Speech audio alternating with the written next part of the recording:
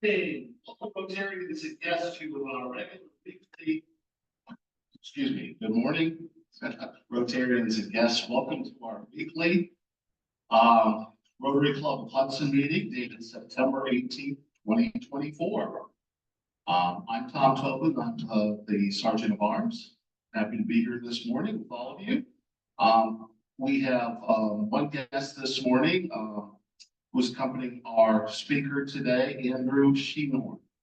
Andrew, thanks for being with us. Let's see, the invocation this morning will be led by my father.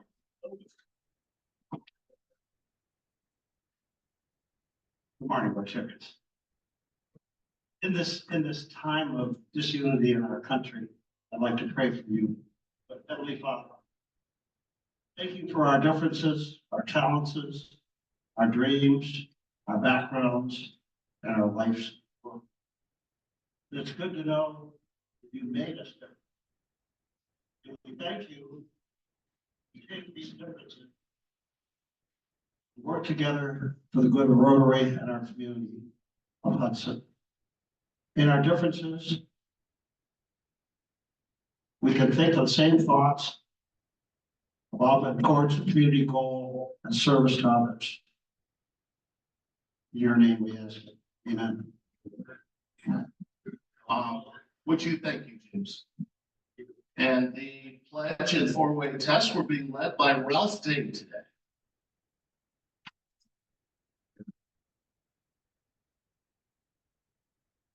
Pledge of allegiance To the flag of the United States of America, and to the republic for which it stands, one nation, under God, indivisible, with liberty and justice for all.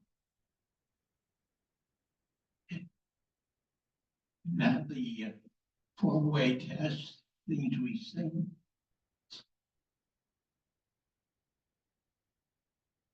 Is it the truth?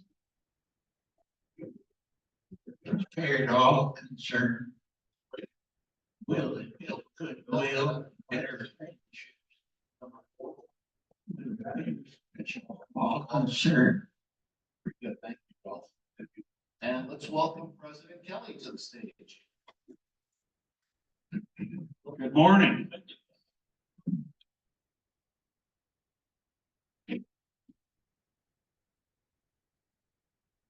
Okay, there is a investment committee meeting right after this meeting. Anyone is eligible to attend.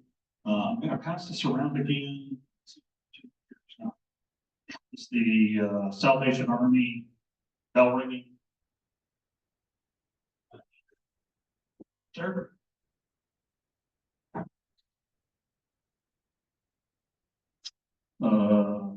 We have a cluster project, and I'll get more details. Just the overview is we have a cluster project with our other Rotary clubs in our cluster for the Harvest Home, which is the home next to the Haven of Rest in Akron.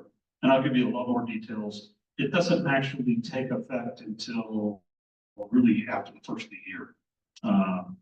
Another note, Clock Tower today was to have been a speech by Bob Drew about his trip to Africa, and that has been changed to next Wednesday. So if anybody was looking to attend, don't go today, next week. And then just a note, I don't know if she's on here or not. Elizabeth Kowalski was admitted to the hospital briefly. So if we could send her, I don't know who sends the cards about it, but if we could, if you get in a moment, send her an email, send her card, you can phone call. She'll be laid up for a little bit in her home. We have hoping to have an October club meeting in this room.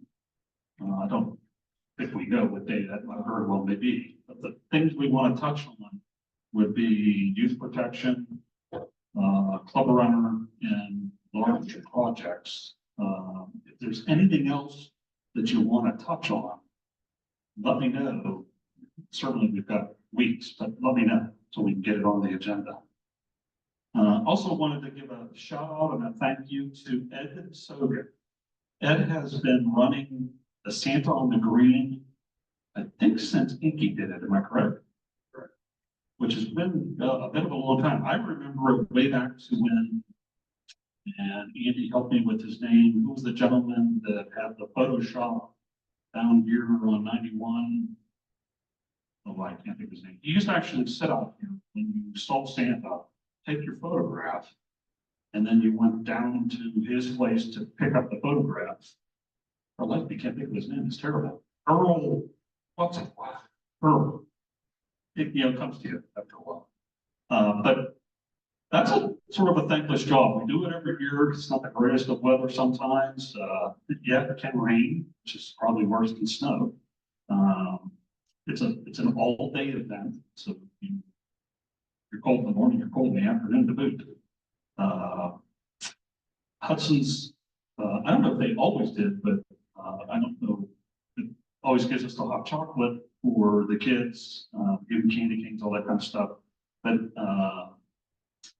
next time you see Coach when you're walking around, thank him, because that's a lot of stuff to do to get organized for a single event, which is typically right after Thanksgiving. And everybody in Hudson knows what Santa on the Green is all about.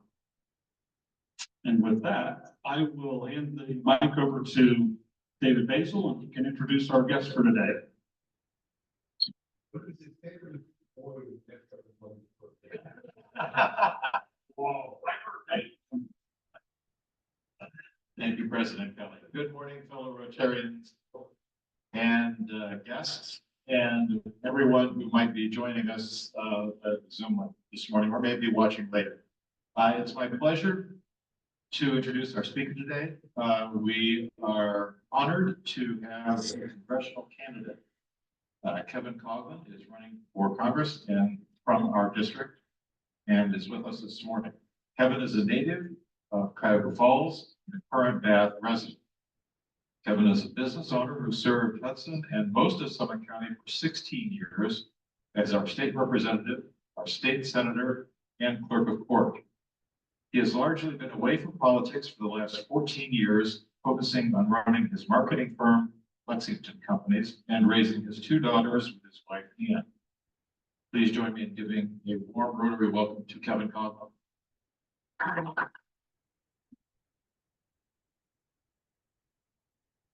Thank you very much, David, and thank you for the invitation to join you this morning. David mentioned our two daughters. We just bright and early this morning sent our youngest daughter, Elizabeth, off to the University of Washington for year 2. Had to be at the airport at 5:30, so it's been an early morning already for us.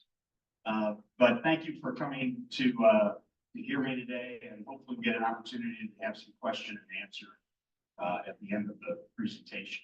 As it was mentioned, I've been away from politics for the last 14 years, and every time I'm in Hudson, I always have to mention this is a community that's always lifted me up when I run for office. And I go way back to when I was 25 years old and I ran for the House of Representatives for the first time and won.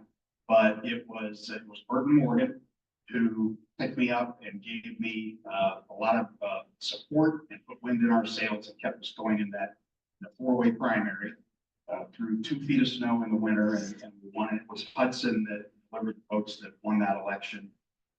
And have just made so many friends over the years since then. I miss him and Peg a great deal.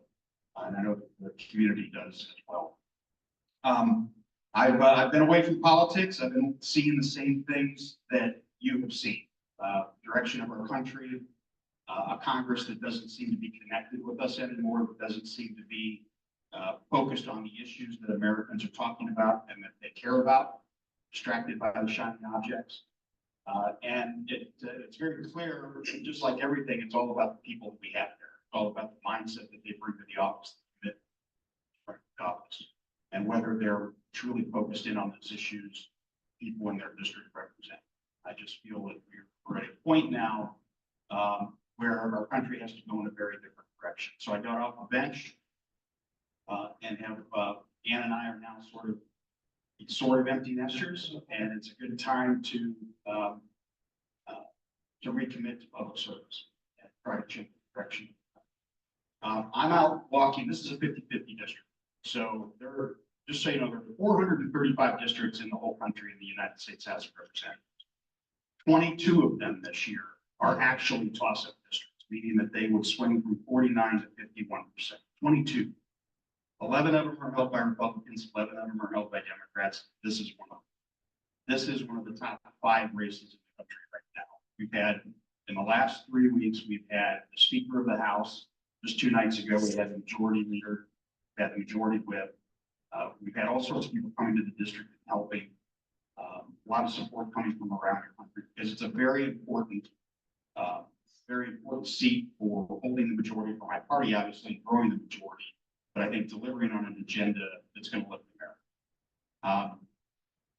What I'm hearing at the doors, and because we're in a 50-50 district, as I was in my Senate seat, because I had half the city of Akron and most of the county, I don't skip doors. I'm talking to Republicans, I talk to Democrats, I talk to independents. I go places where Republicans don't typically go. I'm hearing for everything that they talk about, Americans being divided, they're very, very much together on what's wrong in this country, what they're feeling, and they know who. I'm talking to people who don't believe that the American dream is within their reach anymore. I'm talking to young people who don't believe that they can afford a home, who don't believe they're ever going to be able to afford it. I'm talking to people who are concerned, this district has Akron and Canton in the district. I'm talking to folks who are afraid to walk down the street, who are afraid to go to work downtown, who are afraid to sit out on their front porches. I talk to people who are borrowing from their retirements just to keep their families and their businesses above the debt. That's not where we should be in this country. And it's because largely of the spending, the overspending, the borrowing, the printing of money whenever it's convenient, that is devaluing our dollar, making it go not as far as it used to go, making our hard-earned dollars and the hard work we put in not need as much anymore. Devaluing that hard work and really putting that dream. The idea of an American dream is a cliche. I grew up just a few miles from here. I went to Woodridge High School, single mom. I worked for $2.50 an hour at BK Root Beer over at State Road. Okay. Worked my way through college. Fought the scrap for everything I've ever gotten. I've been able to achieve an American dream that was promised to me as a kid that I think most people can hope for. A modest version of that they can hope that we can all hope for. And that is that if you get an education, you work hard, if you get a skill or a trade, you follow the rules, you can afford a decent life. You can afford to raise a family. You can afford to live in a comfortable home that's safe and good, and your kids will be better off than you. People don't believe, a lot of people don't believe that's true. Because you've got a political class that's pushing it further and further and further away by devaluing hard work, devaluing our dollar, overspending, overregulating, taking freedoms away. Frankly, rewarding people who aren't following this, whether it's at the border or on our streets. Not creating a culture of appreciation and support for our law enforcement. We're trying to protect them. And really just not prioritizing the American people. So when I look at Congress specifically and the need for common sense solutions on these problems, it starts with the people we elect. And there are 2 types of members of Congress that I believe are a problem. Number one, you got a few people who are more interested in being famous than they are in doing the job. And unfortunately, under our current system, 5 or 6 or 10 of those can really gum things up. Number 2, and this is by the numbers, there's more of these, are the people that check their grades at the door when they go to Washington, D.C., and they just do what they're told. They push the button yes or no based on what they're told. They don't think. They don't really figure out how to reach across the aisle on people. They don't figure out how to get anything done. They're good at putting out press releases, saying and introducing bills, which anybody can do, and saying, I'm fighting for this. I'm delivering this because I've introduced a bill. They've passed very few bills or 0 bills in the case of law because they'll never figure out or really invest the time in how to do that and deliver for the people that they represent. They want to be something, they don't want to do something. There's a lot of that in Congress. And it's a problem. It's held us back. It's held the country back. It's put us in the situation we are in today. So I came to the realization, as a lot of people do when they are looking to get involved with something, that is never going to change until people of leadership have the ability to get things done. I have a record of doing that in the Ohio Senate, Ohio House, working across the aisle with people to deliver results for Ohioans, and who genuinely are connected with the people of their district. So I put myself forward for this is a critical election. It's really going to decide, like everybody says, every election is important. We're at an interesting point in this direction. I think what I'm hearing from people out there on both sides is, above all else, regardless of where they are politically or how they feel about specific issues, the overriding thing that I hear from people in so many words is, we want responsible political leadership in this country. They're not sure either party, frankly. They're not sure. I have my strong feelings about which party is best suited to do that. But it's going to take dedicated leaders, enough of them with the right mindset in Congress to actually move the ball forward to try to get it.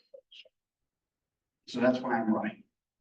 And I look forward, I thank you for the opportunity to be here and share my thoughts with you. And I'm very happy to open up for any questions.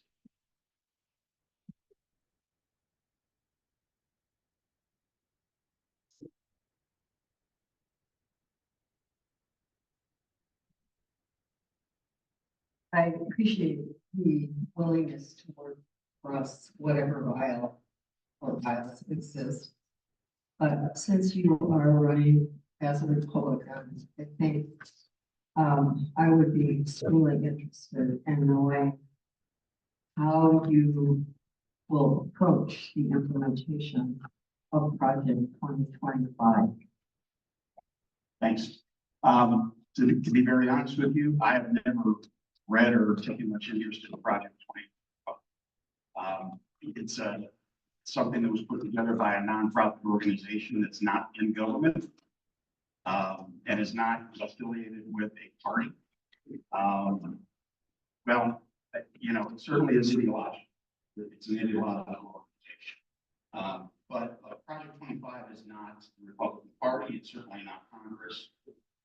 And I don't, what little bit I've heard about it, what my understanding was, it started with simply as a personnel initiative. And if you go back to 2016, I frankly don't believe President Trump expected to be elected in 2016. And one of the problems that they had in that first administration was they did not hire people very well. By the time you got to the end of the administration, there were a ton of very important positions throughout the agencies that were on. For instance, if a member of Congress had a question about what's going on with U.S.-China relations, there was nobody at the China desk at state. If somebody needed to know about affordable housing, the top, I think, 3 out of 4 positions at HUD were completely unfilled because the White House and the agencies and so forth couldn't come to an agreement on who to hire. That can't happen again. My understanding was there was an effort to try to start collecting resumes and matching skills and interests and background, make sure that there was a ready group of people that could move in on day one into the administration throughout the agencies, regardless of what Republican candidate was elected. This was before even primary was settled. And then it ballooned into other things. But you know, obviously Trump was disavowed it. I don't think anybody that I've campaigned with or talked to on Capitol Hill has said that Project 2025 is something that they're interested in. Kevin, you and I are friends. I've respected, admired you for as long as I've known you. You've done great things for our community. You had some great comments about people wanting to be something and not do something, about checking their brains at the door, and maybe just pushing the button because someone told them to push the button. And so let me ask you about you. I know you, again, you and I are friends, but it just seems like if you don't just do what you're told and push the button by the powers that be, you get labeled a rhino. All right, I'm a Republican, but I don't agree with several things in our party. and some of the people in our party. All right. So how do I know when I vote for you, not collective, that I'm sending you to Washington, not a button pusher? Not because somebody above you said push this button. How do I know I'm sending you? Well, luckily, people don't have to guess because they have a 14-year record to look at in the legislature of standing up to both parties when I thought that felt they were wrong. A couple of characteristics of my time in the legislature is I did not have very much time or interest in the power politics moves. For instance, I don't really want to hear about or deal with issues of the party trying to get an advantage over the other party or whatever. You know, put something down. An example is when Governor Kasich was elected and Governor Strickland was in his final few terms, and he wanted to make a couple high-level appointments, which he's constitutionally allowed to do. You're elected to a full 4-year term, not just until the election.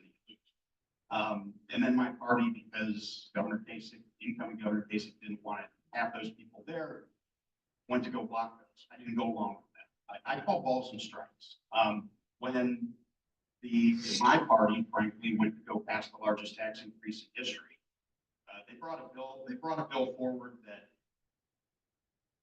raised the sales tax 6 cents, raised the income tax more than that, raised the gas tax, raised 44 fees, had no reform of spending, no reform of anything, and somehow all my school districts got less money in this budget, and they banged on me for months to vote for it. And I said I wouldn't do it. They removed me from the Finance and Appropriations Committee the day before we took the bill and replaced me with somebody who would vote for it. You've got to be able to put out your marker and show people what you're willing to stand up for and fight.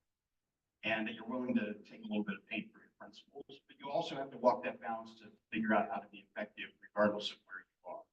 So I've got a record. As far as, you know, bringing things forward that maybe my party wasn't for, when I was a younger legislator, we had a couple members of the Democratic Party in the legislature who they had a bill that they've been trying to pass since the 1980s. This bill would have increased the amount of money the state of Ohio pays to wrongfully convicted person for the years that they spent in prison. It was ridiculous, $24,000. I thought it was a good idea, but they couldn't get it done. So I went to them and said, listen, you don't care whose name is on the bill. I'll introduce it. I'll deliver the republic, get it done. That's exactly what we did. And today, we've got a much more fair system that moves every year without legislative action. So, and those members, by the way, were Vernon Barbara Sykes, parents of my phone, who I served with like very much and served with. So there's a record of calling balls and strikes and doing what's right for people rather than what's right for people. Well, thank you very much. And also, again, thank you for attention to be bipartisan. However, as someone who's served 12 years on a school board, on your website, you declare that you're for education, not indoctrination. What exactly are examples of indoctrination that that are occurring right now? Let's say Hudson School District. Yes. Well, I think that first of all, these are issues that mostly dealt with at the local level, and some perhaps at the state level, but that's why we have school boards so that they can deal with these issues and be responsive to. I understand that. And what I'm doing is responding to concerns that people have with things that are being included in curriculum, with certain ideologies that are being put forward in the classroom, particularly at a young age, whether it's gender politics, gender education at a very young age, when frankly I don't think kids should be having to think about these things. Do we have actual examples? Or there's examples from all over the state. Can you name one example? Sure, there's examples from all over the state that you just go and look through Ohio newspapers, Columbus, Dayton, all over.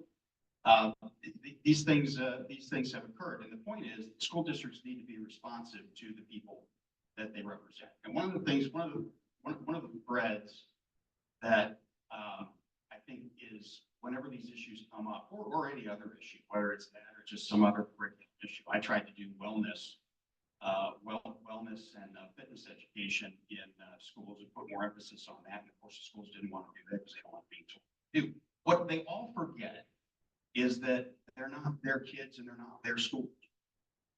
The public schools belong to us. They belong to society. And the society population in your district has the right to weigh in and direct what's being taught, what's being presented in the libraries, what's being presented in extracurricular activities. And that's absolutely fair game because the public schools belong to them. You say that there's many examples. I still haven't heard one. And then you're saying that the schools do not promote wellness. I think my understanding is almost every district promotes that. And then you said that they don't listen to the public. But I mean, I could just tell you from personal experience, we've got huge amount of input from the public and responded to each one. I'm still trying to find an exact example of issues that you say are taking place with school boards. You say it's local, but it is on your website. So it's obviously, you feel it's a critical issue running for Congress. So on the wellness issue, they're not all. Okay, most schools have actually taken out PE. A lot of schools have taken out PE. What we tried to do was 30 minutes of physical activity each day, as well as working into the health curriculum, discussion on healthy lifestyles, on how to be a consumer, and be able to read the labels and so forth. We did a little bit of work on BMI testing and confidential reporting back to schools or to parents. We also wanted to include participation in this in the public school grade cards that go out and make public. You know, as we passed it on a bipartisan basis in the Senate, it was mandatory that all school districts follow that. At the time, the Ds were in charge of the House, and at the 11th hour, quite frankly, the teachers' unions came in and said, no, we don't want to do any of this. And so they made it permissive. So it's law, but it's permissive, and very few school districts are doing it. You know, look, there's so many hours in the day. There's so many classes you can teach. We've got clearly an emphasis on STEM, and so we're pushing. The state is pushing school districts to do more in that realm. And that's coming at the expense of things like art and performing arts and PE and physical activity. So, you know, we got to balance it, but clearly we have a public health crisis in this country, and it's costing taxpayers money, which is why, you know, I became involved in that. And I thought we took a fairly conservative approach to it, but I would have liked to have seen more.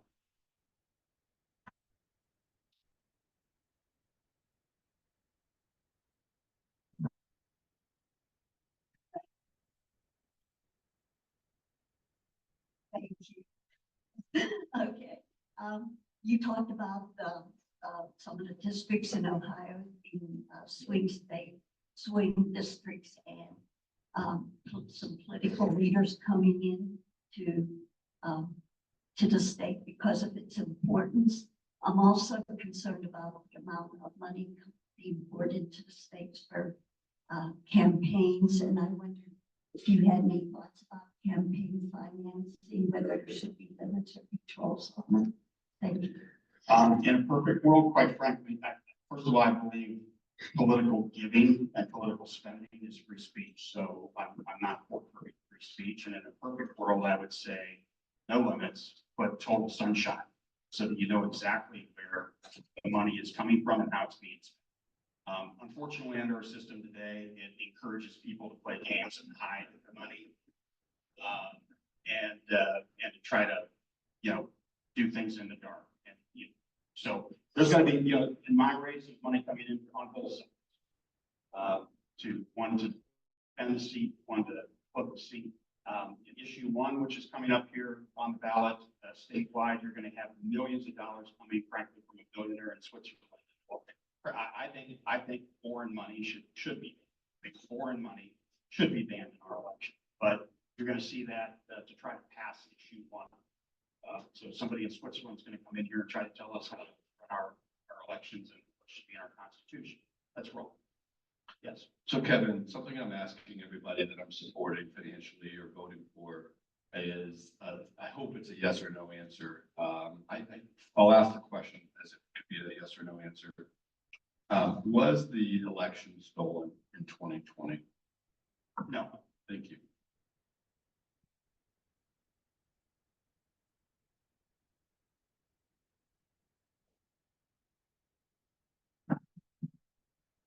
Very specific question. The GLRI, Green Lakes Restoration Initiative, your thoughts on that, and will you, if elected, continue to support fully funding that initiative? Absolutely, very important to me. When I was a legislator, I was selected by my peers in the Midwest and Canada to be the leader of the Midwest legislators of the Council of State Government. And one of our initiatives there was the Great Lakes region, work closely with the governors to help. Look, it's a point of pride in our region, but it's also economically and environmentally important. And the federal program that works particularly on the western side, state the algae folks to clean that up and try to limit runoff is critically important. So I'm strong. A grandmother speaking. 6 grandchildren, military family, farm raised from Nebraska. I have great concerns about the availability of AR-15s. Ever since 2005, when the limits were removed for the purchase of this particular class of military grade weaponry, it seems like we're flooded with it. And to me, it calls for a national response rather than a state by state response. Can you please respond to this? Thank you. I certainly understand that. Of course, you need to get into definitions of automatic, semi-automatic, and basically any repeating firearm is semi-automatic. Look, I'm pro-gun. The Second Amendment of the Constitution is the only one that says it shall not be abridged, and it's for a reason. I look to really the other problems in our society of mental health, addiction, of I think this culture of violence that has been created somewhere along the way. The idea that the way we solve our problems or we address our grievances is through violence. And in places where they do have guns, you know, yeah, or where they do have gun limits and controls, it doesn't stop the bad people. And in places where, you know, guns are not part of the culture, you know, the violence is carried out in different ways. So we've got, it's a people problem. You know, the only people responsible for crime are criminals. But there are things that we're not doing as a society and as a government to address what I think are the easy parts, the mental health and the addiction part, which takes a lot of money and a lot of coordination and effort. I just don't think that our society has figured that out quite yet.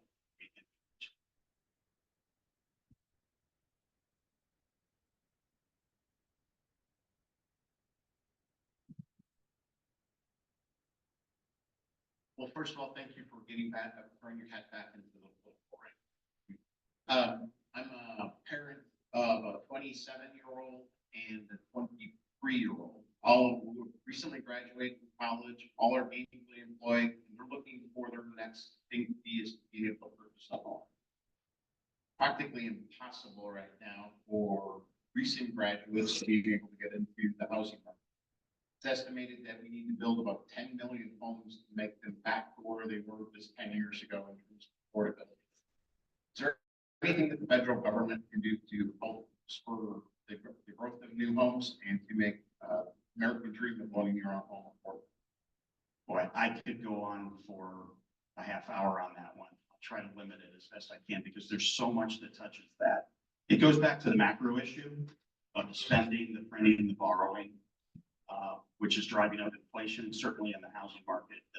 That's one. Number two, we've got to figure out the affordability issue in our large metro cities, in particular.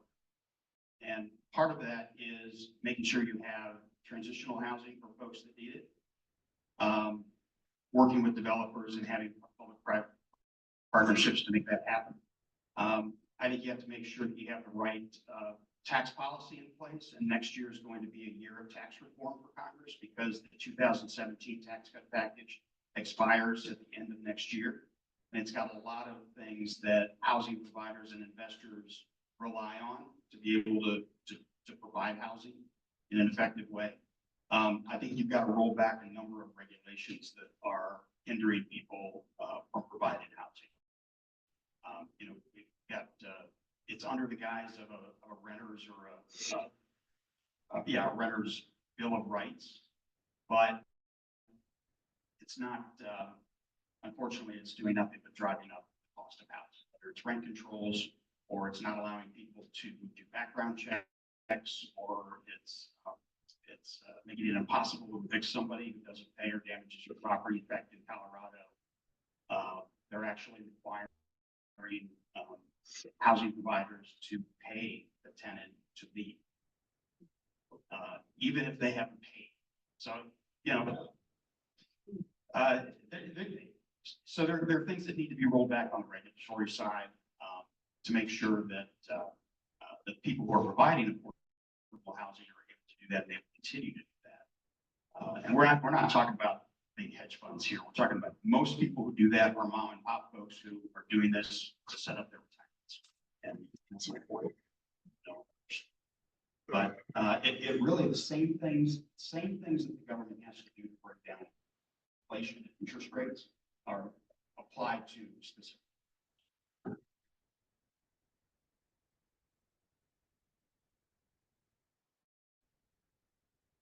Well, listen, thank you. I'll be happy to stay a little bit. David, thank you for the invitation. I appreciate it.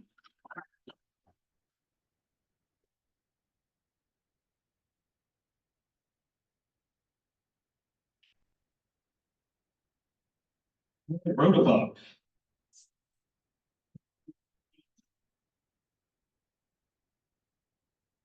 And sure. The winning number is 2432. Do I have to look at my clock? Oh, no, I don't. All right, the payout is $11. Jackpot 361. I'm sorry.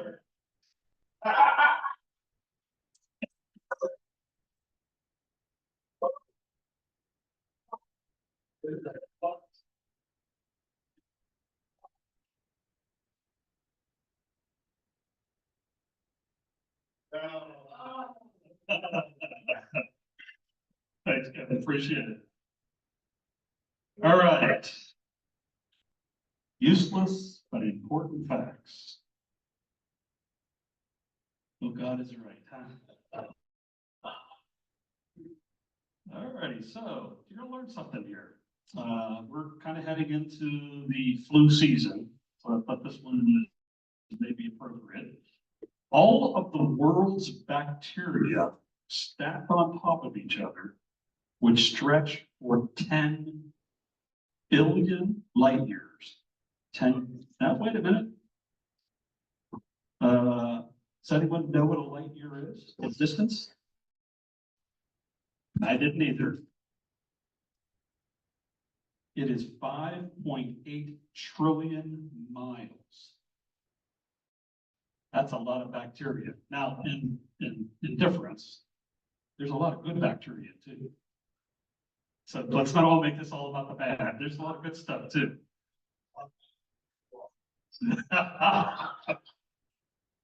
Now, come on, let's be. And that's it. Everyone have a wonderful Wednesday. I think we're getting out a little bit early. We have a meeting right after this. Everybody enjoy their day, enjoy the sunshine or lack thereof, and we'll see you back here on Wednesday.